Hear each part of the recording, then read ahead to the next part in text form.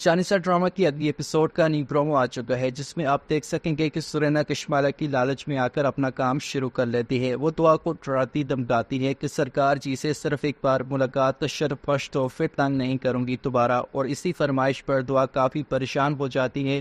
اس سے پہلے کہ وہ نوشروان کو کچھ بتائے، سرینا خود ہی سے ڈرا دھمکا دیتی ہے کہ نوشروان کو پتہ چلا کہ تم سرکار جی کے گھر میں ان کے کمرے میں گئی تھی تو وہ کیسے یقین کریں گے تمہاری بات کا کہ تم پاک دامن ہو۔ اور اس بات کا خوف دعا کے دل میں اس قدر بیٹھ جاتا ہے کہ نوشروان سے اس بات کا ذکر ہی نہیں کرتی، اور حد تو یہ ہے کہ سرینا کا نمبر بھی بلاک نہیں کرتی، بس اب سنتی رہے گی اس کی دھمکیاں اور ڈرتی رہے گی۔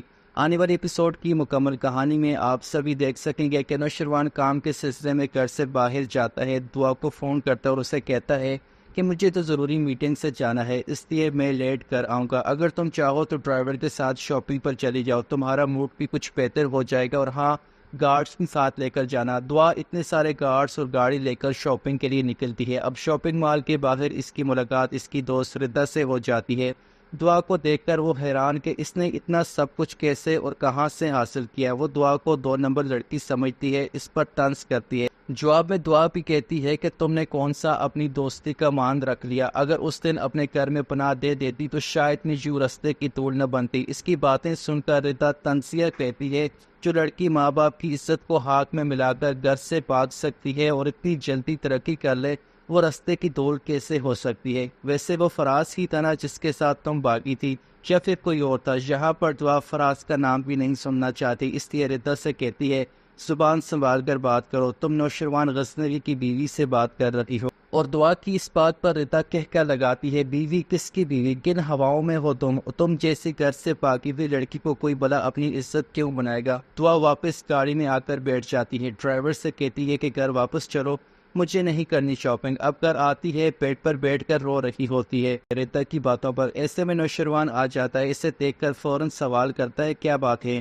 کوئی تمہیں پریشان کر رہا ہے؟ اور دعا کچھ نہیں بتاتی، نہیں ایسی کوئی بات نہیں، جس پر نوشروان غزنوی دعا کو تسلی دیتے ہوئے کہتا ہے، تو پھر رو لو، تمہارے دل کا بوجھ ہلکا ہو جائے گا۔ دعا نوشروان غزنوی کے کاندھے پر سر رکھ کر رو پڑتی ہے، اس کے اندر جو غبار ہے وہ آنسوؤں کے ذریعے نکلتا ہے، لیکن پھر بھی زبان سے ایک لفظ نہیں بتاتی کہ آخر اس کو پریشانی کیا ہے۔ اگلے دن صبح نوشروان دعا سے کہتا ہے کہ میں حویلی جا رہا ہوں ضروری کام سے، اس لیے دعا فوراً سے نوشروان سے کہتی ہے، کیا ایسا نہیں ہو سکتا کہ میں بھی آپ کے ساتھ حویلی چلوں اماں سائیں اور بابا سائیں سے ملنے؟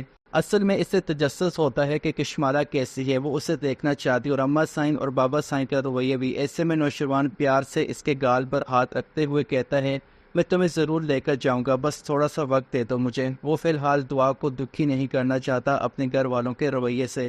ایسے میں دعا کو فون پر رومی کی کال آتی ہے، جسے دیکھ کر نوشروان کو تھوڑا غصہ آ جاتا ہے کہ تمہیں کال کیوں کر رہی ہے۔ وہ موبائل دعا کے ہاتھ میں پکڑا کر وہاں سے چلا جاتا ہے۔ دوسری طرف آپ دیکھیں گے کہ کشمالا کا تو بس نہیں چل رہا کہ رات سے دن نہ چڑھے اور دعا نوشروان کی زندگی سے نکل جائے۔ وہ زرینا کو فون کرتی ہے، قیمت مل گئی ہے تمہیں، اب میرا کام کب تک کرو گی؟ جس پر زرینا کہکا لگاتی ہے، ارے قیمت تو آپ نے بھیجی ہے آج، آپ کا کام تو ہم نے پہلے ہی شروع کر دیا ہے۔ دعا بہت چل میرے باس ہوگی، آپ فکر نہ کریں۔ اب رومی چپ کر کے ان کی باتیں سن رہی ہوتی ہے، اس لیے ڈر جاتی ہے۔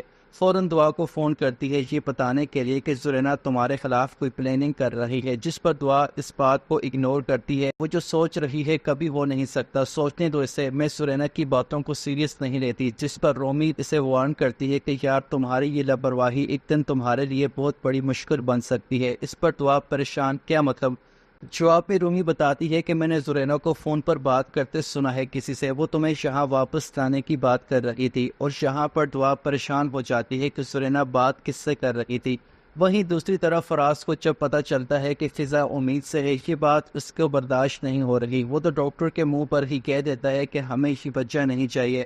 فضا ہکی پکی رہ جاتی ہے اس کی بات سن کر۔ گھر آتی ہے، فراز کو منانے کی کوشش بھی کرتی ہے، لیکن وہ تو کسی صورت اس بچے کی ذمہ داری نہیں اٹھانا چاہتا۔ وہ تو فضا سے بھی جان چھڑوانا چاہتا ہے، اس سے بچہ نہیں چاہیے۔ فضا کو ڈراتا ہے، دھمکاتا ہے، اس سے صاف لفظوں میں کہہ دیتا ہے کہ اگر تم نے میری بات نہیں مانی تو میں تمہیں طلاق دے دوں گا۔ وہیں فراز کے والد کو جب پتہ چلتا ہے بچے کی خوشخبری کا تو خوشی سے پھولے نہیں سماتے، فراز کو مبارکباد دیتے ہیں، فضا کے سر پر ہاتھ رکھتے ہیں ان کے سامنے تو فراز چپ رہا، لیکن کمرے میں آ کر پھر سے فضا پر چلاتا ہے۔ یہ سن کر تو فضا ٹوٹ ہی جاتی ہے۔ آپ اس بات پر ابھی بھی بزد ہیں؟ کیا میں آپ کی بات مانوں؟ جس پر فراز کہتا ہے ہاں، اور فراز کی سنگ دلی پر فضا کو تو رونا آ جاتا ہے۔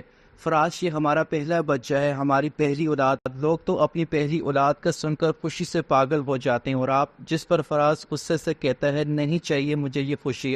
اب یہ راز تو تب ہی کھلے گا جب سرفراز کو پتہ چلے گا کہ جس نوشروان غزنوی کی کمپنی میں اس کو ایک معمولی سی ملازمت ملی ہے، اسی نوشروان غزنوی کی دعا پی ہوئی ہے۔ بہت جلد نوشروان حویلی میں ہوگا اور وہ دعا سے کہے گا کہ دعا کمپنی میں ایک ضروری کام ہے، تمہیں بس تھوڑی دیر کو جانا ہوگا۔ تو ایسے میں جب دعا آفس جائے گی تو وہیں فراز کی نظر دعا پر پڑے گی، جسے دیکھ کر اسے حیرت کا جھٹکا لگے گا کہ دعا یہاں کیسے پہنچ گئی۔ ویورز، کون کون یہ چاہتا ہے کہ کشمالہ کی حقیقت کھل کر نوشروان کے سامنے آ جائے، اور کون کون یہ چاہتا ہے کہ دعا کو سرینا کے بارے میں نوشروان کو بتا دینا چاہیے؟ آپ لوگوں نے بھی اپنی رائے کا اظہار کمنٹ سیکشن میں ضرور کرنا ہے۔ اجازت چاہوں گا، ٹیک کیئر، اللہ حافظ۔